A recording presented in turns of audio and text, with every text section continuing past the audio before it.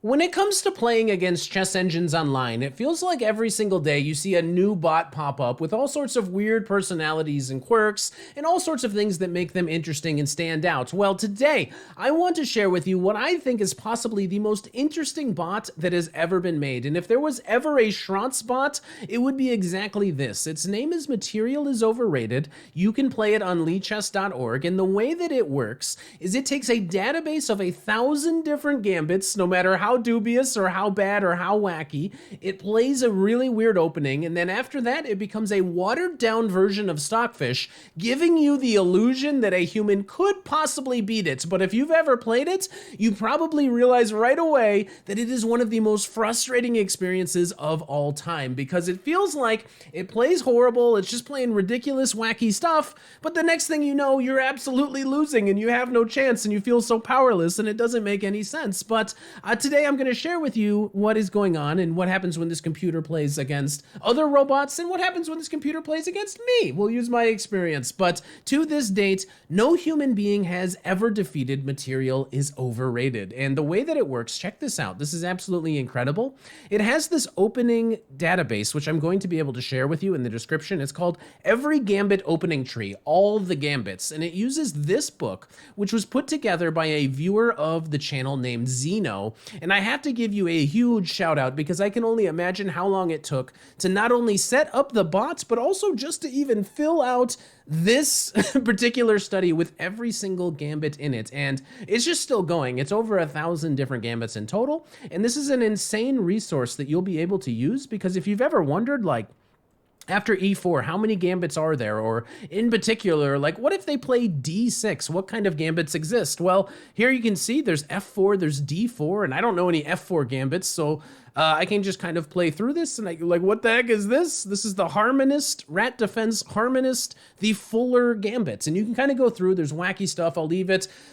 There's so much to learn here, and it's just like an incredible, incredible resource. So that is the book that the computer is using, and in this first game that I want to share with you, Material is Overrated is going up against official bots, which I understand, I think is Stockfish level 8, or it's some also watered down version of Stockfish, but this game is absolutely incredible and kind of shows exactly how Material is Overrated likes to think about the openings, because in this position it played g4. This is the Gibbons-Weidenhagen Gambit, or you might know it as the Bullfrog Gambit, and the way that this works is that you sacrifice a pawn in order to be able to play e4, grabbing a huge center and going against a knight. Now, against another computer, this might not be the best opening in the world, but it certainly is an intriguing option. And in this game, white got an insane attack, because after the knight didn't move back to f6, but rather d5 was played, protecting the knight. White continued with another aggressive move. And basically, the way to find every move that this bot plays is just think,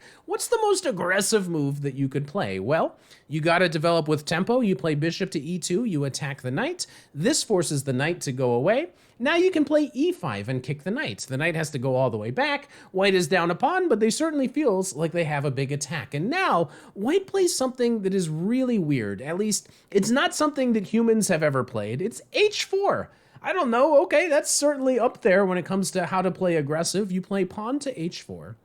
And black responded with a6. Now, I think the idea behind a6 is that perhaps black wants to play pawn to c5, but doesn't want to have to deal with bishop to b5 checks or anything like that. So white, perhaps sensing this, plays bishop to e3, preventing the black bot from playing pawn to c5. But then after knight to h6, we see the bishop take the knight, which is not actually the top Stockfish move, but it leads to a very interesting position where soon we will see that this bishop actually wants to go to h5, because obviously that's one of the most aggressive attacking diagonals on the board. Here, white plays c4. Okay, that's a good way to blow up the position. And after this recapture, he plays knight to c3. Now, the black bot doesn't make a lot of mistakes, but this greedy move, holding on to the material, and I don't think white was in any way trying to just take back this pawn. That's not the way Material is Overrated works.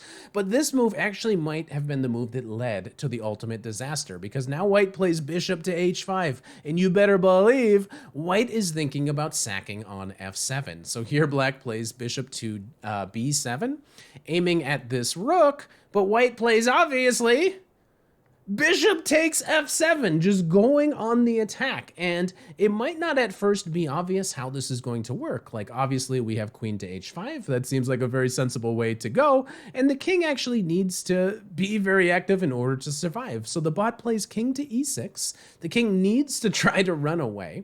And as white, you need to prevent the king from being able to run away. So he plays queen to g4, forcing the king to go back. But now what do you do? How do you proceed? Where is the mate? Well, he starts with pawn to e6, and the king has to come up. If the king decides instead to go back, you're going to be running into a checkmate in one move. So the king has to come up. Now, it doesn't really appear at first sight like maybe you're going to be able to get there. Where exactly is the mate? If you just start giving mindless checks, the king is actually going to be able to take this e-pawn. And if the king takes this e-pawn, it might not be so easy to find a mate. So what are you going to do? Also, by the way, your rook is attacked. Well, he starts with rook to h3. But it also would appear that maybe you're not going to be able to play rook to f3, right? Because then simply, quite clearly, I mean, this guy would just take it. So black has some turn to make some sort of defensive move. And he comes up with c5. Perhaps the idea is to take here with the queen in order to lead to some sort of defense. And how do you break through, and where is the mate with white? Well, white does play rook to f3 anyway, and after this recapture, you're probably thinking, okay, he's just going to take with his queen, but then certainly this guy goes here. Well, no, the idea was not to take with the queen, but rather to take with the knight. And in this way, white sets up an amazing threat, which I hope you can see. Take a look around the king. There is nowhere for this king to go. So white is actually threatening a mate in one with knight to e4.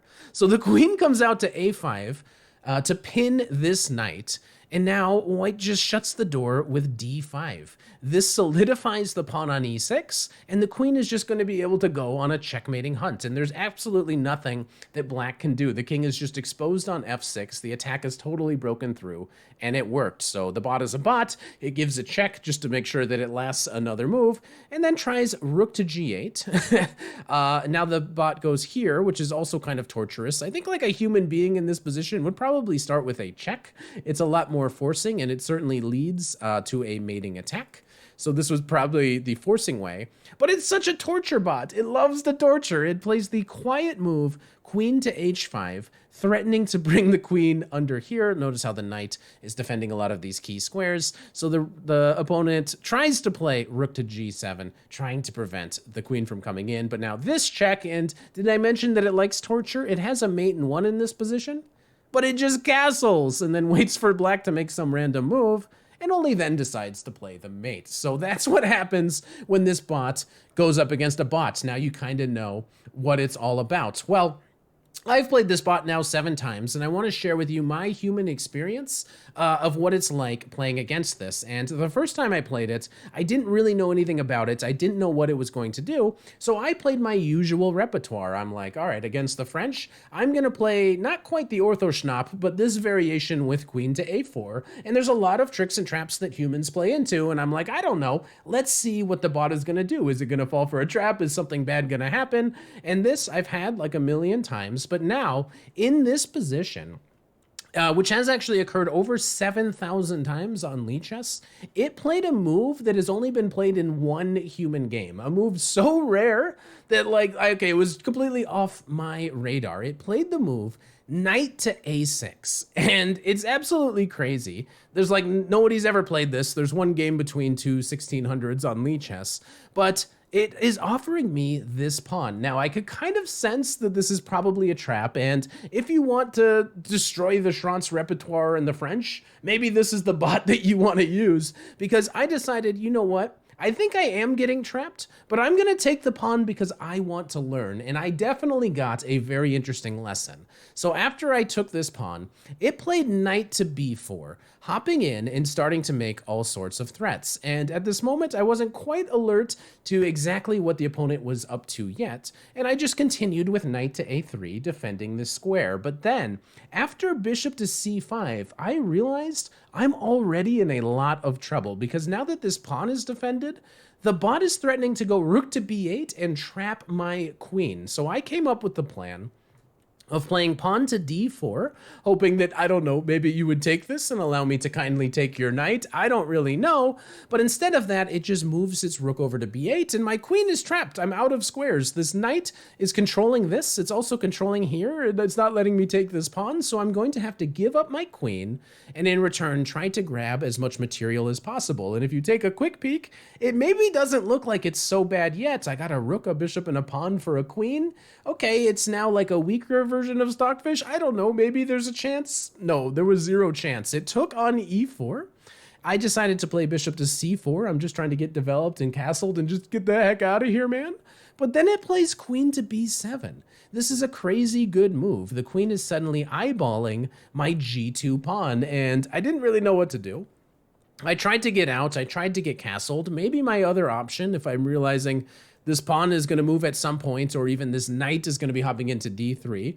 My other option to stop the pawn from moving would have been to play bishop to e3, but then this queen is not only looking here, it's also looking here, something like this. I could get into just huge trouble. The queen's coming, she's going to be taking one of my pawns, I'm going to get crushed, so even that doesn't really help me. So I try to get my knight out to e2, and the knight comes in anyways to d3. This is so frustrating, because I'm in a lot of trouble. I take this knight, it takes back, and I try knight to f4. I'm just hoping, I don't know, maybe it won't play g5. Maybe I'll be able to defend it. Of course it's gonna play g5 and kick my knight away, so I have to hop away.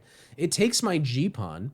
My idea was to hop back. I'm trying to protect my rook. I'm kind of already, trying to fortify as hard as I can, and I'm like, all right, at least it's gonna have to waste a little bit of time, I don't know, defending this g-pawn. No, not at all. It plays the most active move possible, knight to f6, and I get excited because I get one of my pawns back. I'm like, wow, look at this. It's going to be easy. But then knight to e4, and uh-oh, I am in a world of hurt. I'm suddenly noticing my bishop is attacked. This pawn is attacked. I'm like, oh no, maybe this will happen. But there's something that I did miss because I went back to e3. I'm like, all right, bishop's defended, pawn's defended. We're all good here. Nope, it takes on g3, and all of a sudden my rook is hanging. So, I'm gonna get into a lot of trouble. I can't get out of this. I lost some more material. Let's hope that that is where the pain ends. He takes this guy. I finally get rid of this pawn. And now is where I'm about to get tortured by this bot. It grabs yet another pawn. Okay, why not? I play rook to d2, and this is where something very interesting happens, because the bot at this point, it started to toy with me. At some point, it repeated moves, and then it absolutely trolled me and jebaited me at the end of the game, and it looked a little bit something like this. I'll have a server for the next time. Yeah, I was just sitting here thinking to myself, this thing is like not strong enough to hold my attention. Wait, excuse me, sir? Excuse me? Wait, why did it tease me? Also, now it's going so fast.